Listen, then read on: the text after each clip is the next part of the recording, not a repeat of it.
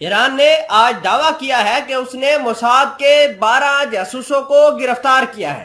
یہ جاسوس نہ صرف ایران کی نقل و حرکت کے اوپر نظر بنا کے رکھے تھے بلکہ ایران کے ہر ایک موو کو دیکھ بھی رہے تھے، اور ان کی انفارمیشن ساری کی ساری موساد کے جو سیلز ہیں اس تک پہنچائی جا رہی تھی، اور موساد پھر آگے سے ایران کے ایک ایک اٹیمپٹ کو، ایک ایک موو کو تباہ کرنے کی کوشش کر رہا تھا۔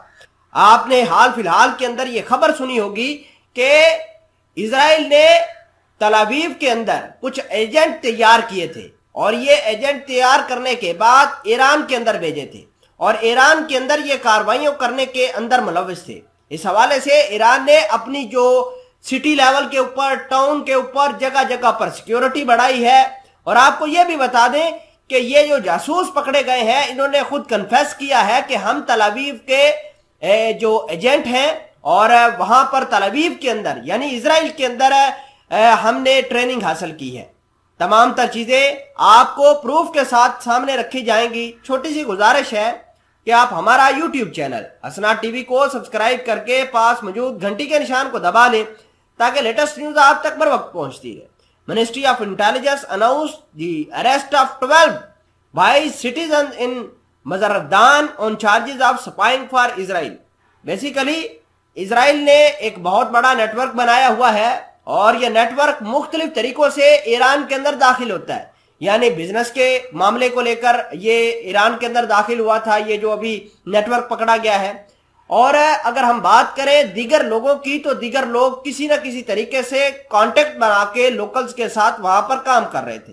خیر، ایران کی انٹیلیجنس نے ان کو سپاٹ آؤٹ کرنے کے بعد ان کو اریسٹ کیا ہے۔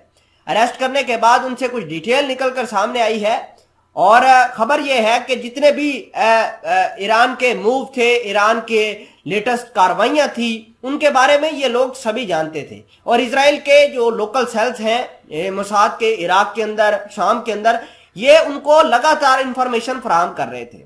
خبر یہ بھی ہے کہ اسرائیل نے ان کے اوپر ہیوی انویسٹمنٹ کی ہوئی تھی۔ اب اسرائیل یہ کام کیوں کر رہا ہے؟ اسرائیل یہ جانتا ہے کہ ایران لگاتار اپنا ایمونیشن سسٹم اب فضا کے رستے یعنی جہازوں کی مدد سے شام کے اندر بھیج رہا ہے۔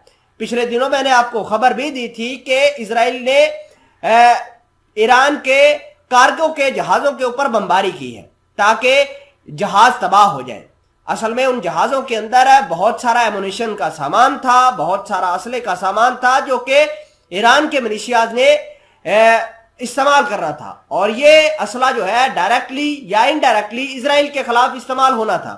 خیر، اس خبر کی ڈیٹیل دیکھیے سکرین پر، جس کے اندر لکھا ہے The escalation of Israel attacks on Syria is to prevent the transfer of Iranian ammunition by air۔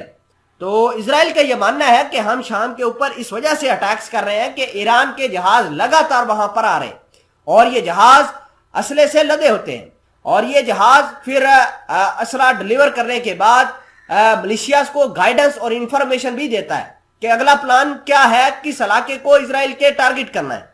یہ تمام تر چیزیں ہیں جو میں نے آپ کے سامنے رکھی۔